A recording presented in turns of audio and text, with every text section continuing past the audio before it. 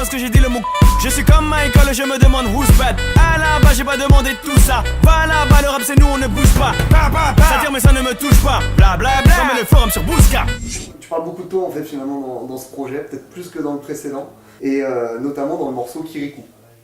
Ouais. Là c'est le début. Ouais, c'est ça. Même si t'es pas né en Guinée. Même si je suis pas né en Guinée. Ouais. Kirikou, bon après, il parle pas que de moi. C'est plus une gimmick qui parle à l'homme en général.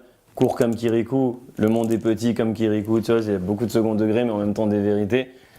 Voilà, c'est pour dire la vie, c'est de l'endurance, il faut cavaler, cavaler, cavaler si tu veux t'en sortir. Tu parlais très peu de ton parcours avant le rap. Tu l'as fait dans le morceau La Tâche. Harry, j'ai grandi dans un tiex où je faisais partie des plus pauvres. Là où les grands m'ont dit petit, argent facile ou pas coffre. Ma plume pourra te dire comment j'ai vu tous mes gars foirer. Preuve que la vie ne ressemble pas à une belle métaphore. Toi, t'étais dans un quartier plutôt riche. Ouais, très riche. Et très cosmopolite, ça veut dire que tes potes, il y avait beaucoup de blancs. Beaucoup, voilà, j'ai grandi avec beaucoup de... Ils sont plus aisés que toi. Comment on se débrouille finalement dans cet univers-là?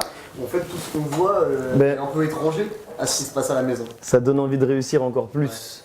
Parce que quand tu vas chez ton pote et ton pote, il a la dernière console, son frigo, il est rempli.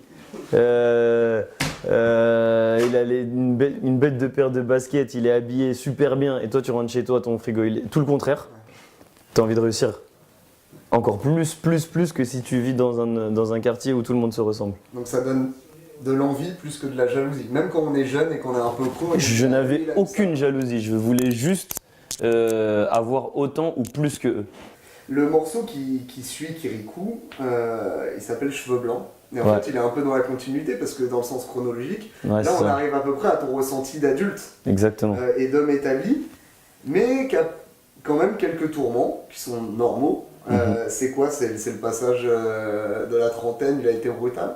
En fait, tu vas rigoler, hein, mais le morceau Cheveux Blancs, le titre, je l'ai trouvé parce qu'un matin, je me réveille, je me douche, je suis face à mon miroir, boum, je vois un cheveu blanc là.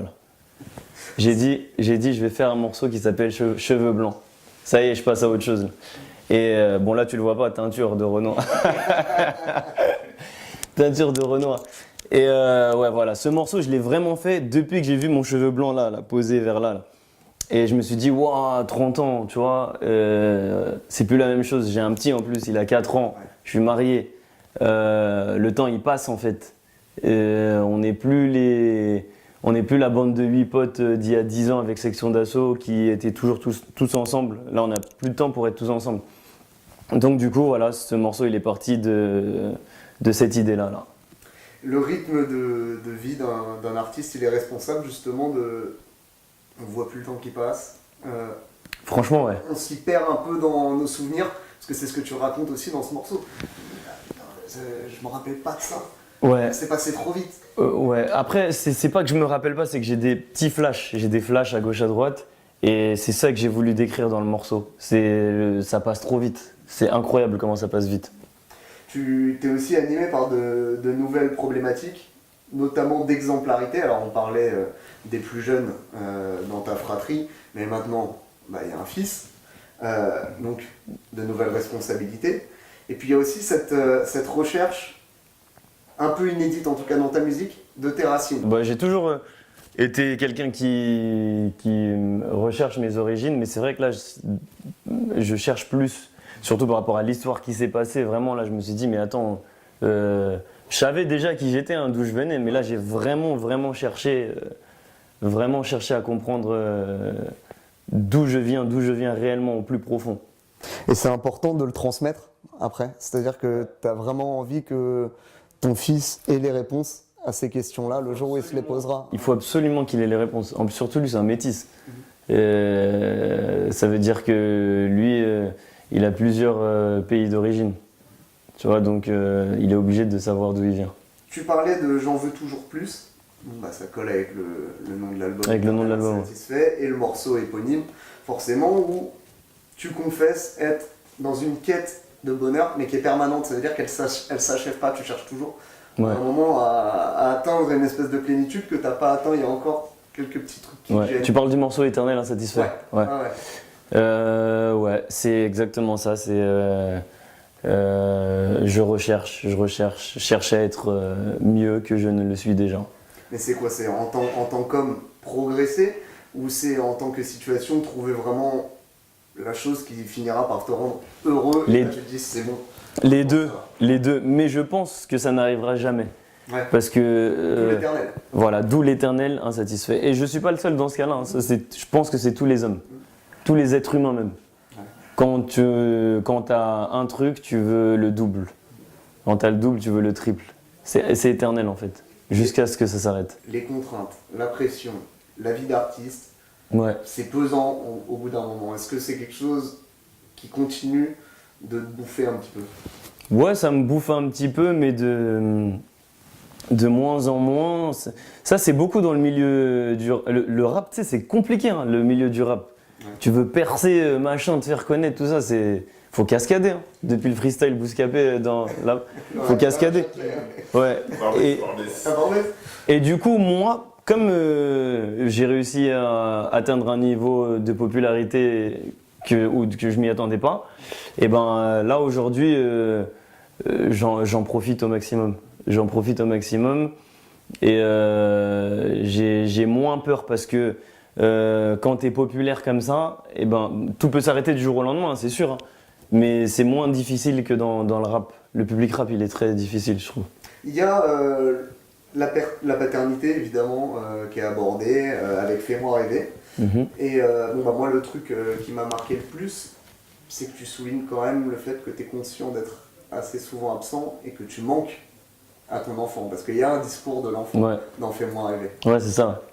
Bah ouais, les artistes, ils sont pas souvent à la maison. Je sais que je manque à mon petit parce qu'il me le dit tout simplement. Ouais. Il me le dit, il m'appelle, il me le dit clairement. Et voilà, j'ai voulu en faire un morceau sur une prod de Diplo en plus. J'ai kiffé la prod et j'ai un bon partage. Et voilà, ouais, je parle de la relation père-fils. Tu parles aussi du fait que tu vas prêter une attention particulière à lui expliquer le monde. Et le monde d'aujourd'hui. Dans ce morceau, ouais. Voilà, comment il fonctionne. Ouais, on reste dans le même morceau. Ouais. C'est très important de très tôt expliquer les choses à un enfant. Très tôt, il faut très tôt lui montrer les choses. Tu peux pas tout lui dire non plus très tôt, mais faut poser les bases de la vie. Ça c'est comme ça c'est comme ça. Tu vois. Il y a un petit côté plus sombre aussi où tu confesses quelques inquiétudes sur l'avenir qui peut attendre la génération suivante. Où tu dis bon, le monde d'aujourd'hui est comme ça, mais c'est dans tes mains que. Ouais, bah c'est à lui de faire le futur. C'est aux enfants de demain de faire le futur. C'est aux enfants de créer le monde. C'est vrai que c'est pas l'idéal, mais ça dépend de ce que toi tu laisses à ton enfant. Si tu le laisses dans de bonnes conditions, il est censé s'en sortir. On va parler de l'amitié maintenant.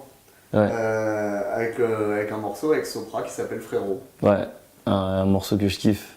De ouf. Moi aussi. Merci. Est-ce que l'amitié résiste à tout au final? Parce que c'est un peu la question qui est posée dans ce morceau-là. Non, l'amitié ne résiste pas à tout. Il s'est cassé parce que Hein? tu penses à des gens. Oh ouais, je réfléchis. Non, l'amitié, ça résiste pas à tout, non. Non, malheureusement. C'est les épreuves de la vie, c'est la distance qui est... Épreuve de la vie, distance, ça dépend des histoires. Hein. Une femme peut briser une amitié. Ouais. De l'argent peut briser une amitié. L'ego. L'ego peut briser une amitié. Attention, l'ego clairement. L'ego, l'apostrophe. Ouais. Ouais. Ouais, les deux quoi.